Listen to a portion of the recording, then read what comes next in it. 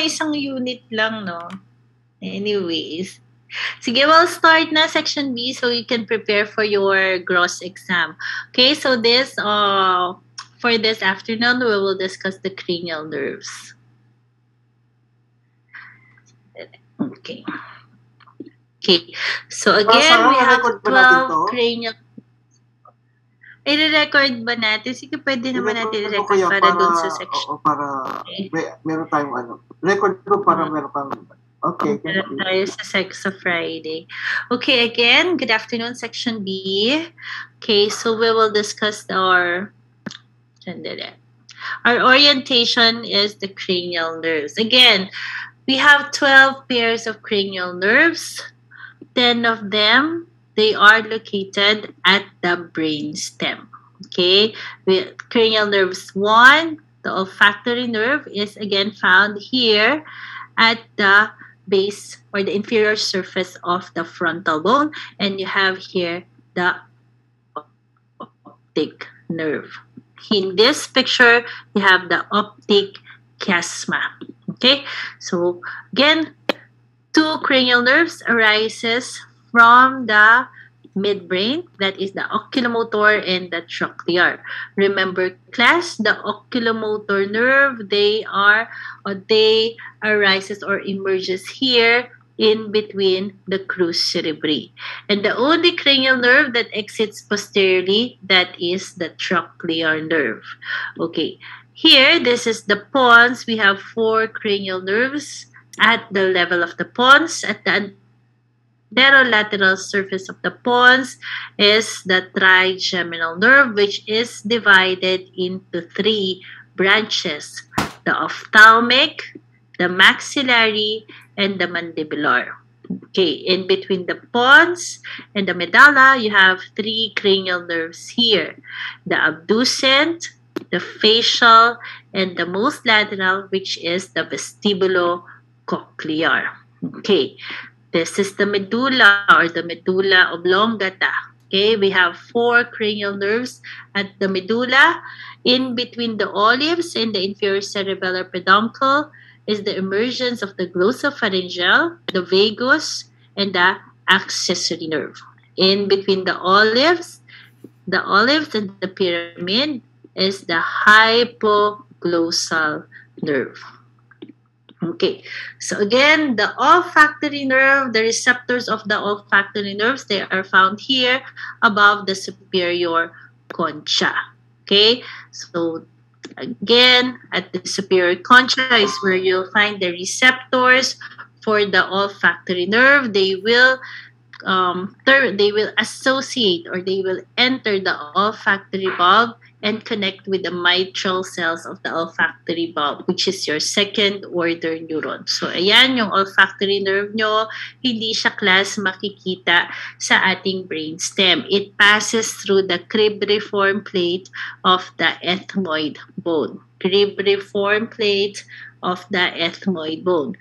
While the optic nerve, okay, the optic nerve, we have here the nerve, the chiasm, the tract going to the lateral geniculate body, giving out the optic radiation to go or terminate to the primary occipital cortex or the primary visual cortex, which is located at the occipital lobe.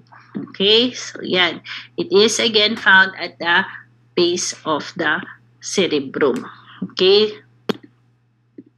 Again, this is the olfactory tract. And you have here the optic nerve. Okay. Okay, so again, this is class the brain stem. This is the midbrain, the pons, and the medulla. Okay, paulit-ulit tayo. So what are the cranial nerves? In between the crus cerebri, you have here the oculomotor nerve, and lateral to it is the emergence of the trochlear nerve. Both of them are motor cranial nerves. Okay, so yung lumalabas sa midbrain natin, those are motor cranial nerves. Again, the oculomotor and the trochlear nerve. Okay, so here at the pons, you have at the anterolateral surface a mixed cranial nerve, which is the trigeminal nerve. Sensory is from the sensation of the face, motor, muscles of mastication. In between the pons and the medulla, you have here the abducent, which is a motor cranial nerve. It innervates the lateral rectus, followed by the facial nerve, which is a mixed cranial nerve.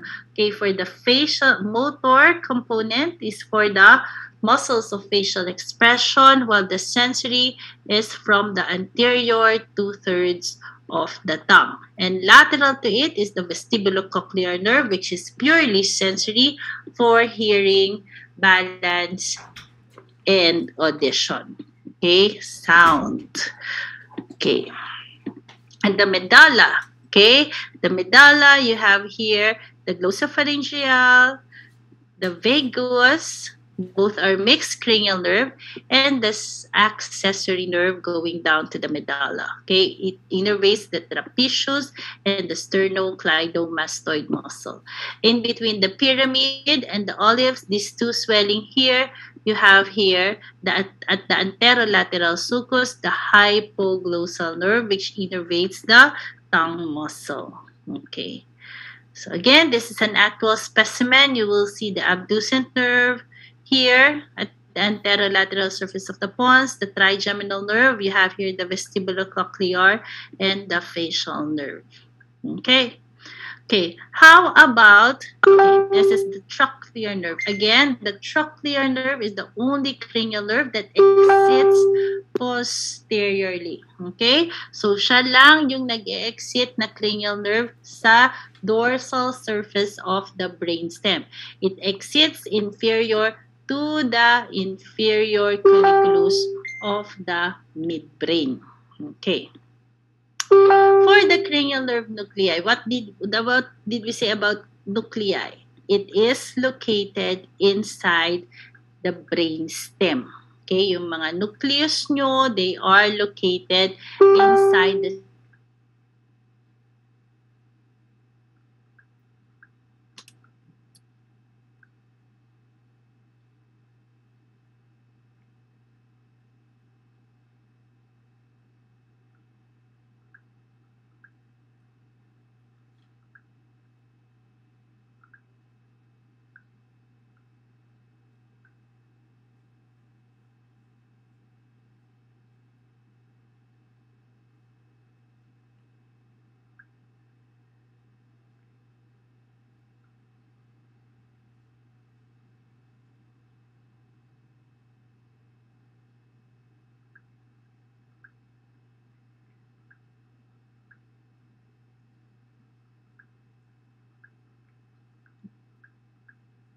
I think Dr. Dalisay has been disconnected. Let's just wait for her to. Yes, oo. Entertainment mo na kami ni Dr. Bravo. Ay, Masayaw naku, muna kami. bakit na yung recording ko? Stop ko na. Mag-ano na lang tayo, mag-orient na lang ng actual orientation, Kalorki. Kanina kahit pala internet connection ko, kanina pa ako napuputol, kaya nga I decided na i-record ko na lang yung lecture ko. Sana nag-message si Widge. Meron daw siya recording. Meron siyang recording. Hindi, okay na ito. Oo. Tapusin ko na yun. Saan ba ako nag-end? I think you were just about to start. Yeah. Okay, Yeah, so so nucleus, okay? So here, class, as I've said, when we say nucleus, nuclei, they are located inside the brainstem, inside the CNS. Okay, they are nerve cell bodies located inside the central nervous system. When we are talking about, or when we talk about the cranial nerves, 10 of these cranial nerves, their nuclei are located inside the brainstem. Okay, so the most superior part, we have the Edinger-Westphal. Okay, the Edinger-Westphal class, that is an accessory oculomotor nucleus, which is, which is important for pupillary constriction. Okay, Edinger-Westphal. That is a parasympathetic nucleus, general visceral efferent. Okay, so here, inferior to the Edinger-Westphal nucleus is the main motor nucleus of the oculomotor nerve or the oculomotor nucleus, which innervates the extraocular muscles. 4 extraocular muscles such as the inferior rectus, inferior oblique, middle rectus, and superior rectus muscle. Okay, so here you have here, class, maybe you will correlate this with the brain stem. This is the midbrain, di ba? At the level of the superior colliculus, you have the oculomotor nucleus, and at the level of the inferior colliculus, you have here now the trochlear nucleus. So below the oculomotor nucleus is a trochlear nucleus, which innervates the superior oblique muscle. So these are the cranial nerve nuclei at the level of the midbrain. Another sensory cranial nerve is the mesencephalic nucleus of the trigeminal nerve. Remember, your trigeminal nerve, it is divided, the nucleus of the trigeminal nerve, you have 3 components for the sensory. That is the main sensory, the mesencephalic nucleus going up the midbrain, and the spinal nucleus going down the medulla. Okay, so again, you have here the most superior, the Edinger-Westphal, followed by the oculomotor nucleus and the trochlear nucleus. Okay, next. Again, this is the trigeminal nucleus. Okay, the sensory division of the trigeminal. It is divided into 3 parts. The main sensory is located at the level of the pons. Going up is the mesencephalic nucleus of the trigeminal, and going down is the spinal nucleus of the trigeminal. Of course, anterior to the sensory nucleus is the motor nucleus of the trigeminal nerve, okay, which is responsible for the muscle of mastication, the motor nucleus of the trigeminal nerve. Okay. Next, we have here, so this is class now at the level of the pons. Okay, so yan, from the trigeminal, abducent, that is at the level of the pons. The abducent nucleus innervates the lateral rectus muscle. Okay, lateral to the abducent nucleus is the parasympathetic division of the facial nerve, which is the superior salivatory and the inferior salivatory nucleus. Okay, parasympathetic, superior salivatory nucleus, general, the functional component is general visceral efferent. Okay. Okay, next, you have here, okay, when you tilt the brainstem, I have here a brainstem. I don't know if you can see it. Dahil nagdala pa talaga ako. So when you tilt, you will see a small structure there. That is the facial motor nucleus. Okay, that is the facial motor nucleus. We will not be asking that because it's very small naman. Okay, so this one, this is very evident. This rhomboid or diamond-shaped structure, and that is the vestibular nucleus for balance. Okay, again, functional component is special sensory afferent for balance. Posterior to it, near the inferior cerebellar peduncle, is the posterior cochlear nucleus for hearing. Okay, and you have here, when you tilt this, you can see another nucleus beside the vestibular nucleus, and that is the anterior cochlear nucleus. Anterior cochlear nucleus. Okay, now, we also have here, that is the anterior cochlear. I don't know if you can see it. So we'll not ask those two kasi hindi nyo siya masyadong makikita. Okay, so here, class, that is the hypoglossal. Now we go to the level of the upper part of the medulla oblongata. Okay, so this is the hypoglossal nucleus. Lateral to the hypoglossal nucleus is the dorsal motor nucleus of vagus. And lateral to it, you have this S-shaped nuclei, and that is the nucleus of tractus solitarius. It is made up of 3 cranial nerve components, sensory components of 3 cranial nerves, namely cranial nerve 7, 9, and 10. Nucleus of tractus solitarius 9, 10, and 7. Okay? So those are the sensory component of the nucleus of Tractus solitarius, 9, 10, and 7. Okay. So here, class, okay, you have here anterior to the spinal nucleus of the trigeminal nerve, you have here a motor nuclei.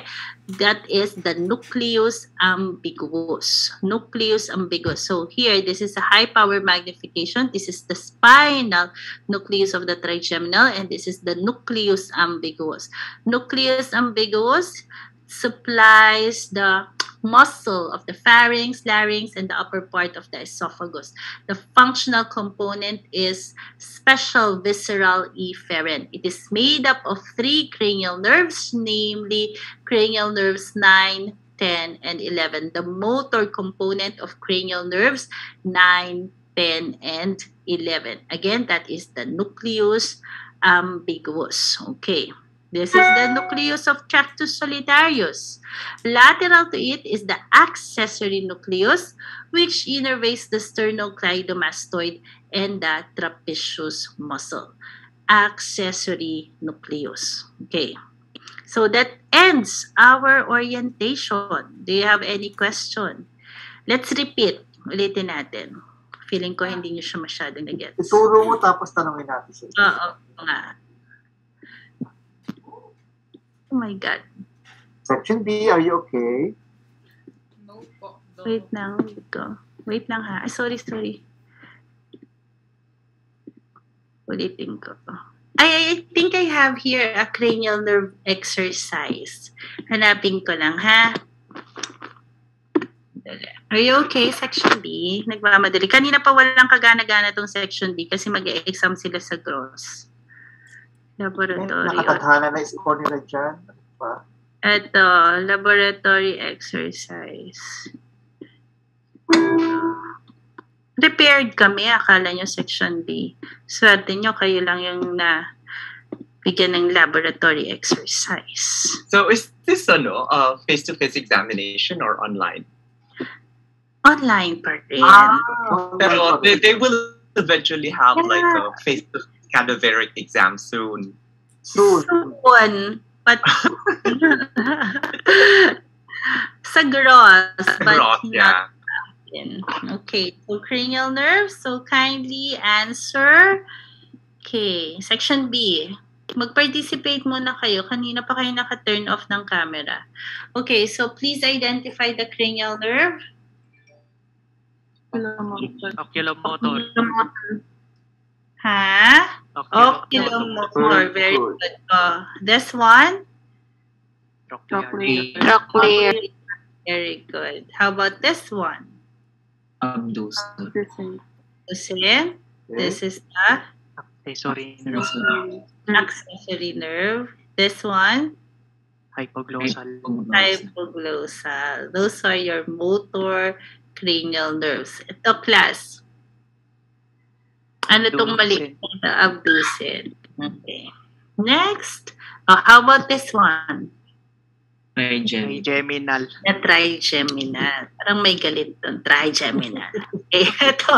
Si ano yun? Si Stephen yun. Kasi Parang may galit. Ano yan? At the anterior surface. Ha? Trigeminal po. Ayan. How about this one? Facial nerve. The facial. Very good. This one. Optic. The optic.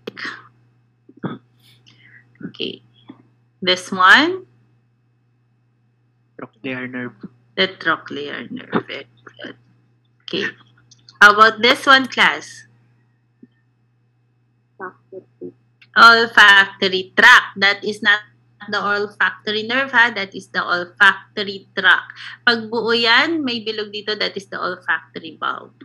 Nasira na. And this is the optic nerve going to the optic chiasm. Okay. For the cranial nerve nuclei, ito, masaya to. Kasi sawang-sawa na kayo sa cranial nerves eh. Ilang beses na natin naaral yan. We studied it kasi when we studied the brain stem. Tapos, with my lecture. So here, let's see if you still remember this cranial nerve nuclei. Okay, again, they are located within the brainstem. They are located at the central nervous system. So please identify Oculomotor nucleus. oculomotor nucleus. And here you have here Trochlear nucleus. trochlear nucleus. Very good. Okay, so kasi ito motor, ito. How about this one, class? Mag-aano na lang ako, mag-annotate. Nalilito ako dun sa arrow eh. Okay? So how about this one? What do you call this? Itong maliit, superior to the oculomotor nucleus. This is parasympathetic. What do you call this nucleus here? Edinger-Westphal. Edinger-Westphal. Very good. This is the Edinger-Westphal, the oculomotor, and the trochlear. How about this one? What is this, class? Ano to? Principal sensory nucleus. Yes, of the trigeminal. main or the principal sensory nucleus of the trigeminal. How about this one? Mesencephalic.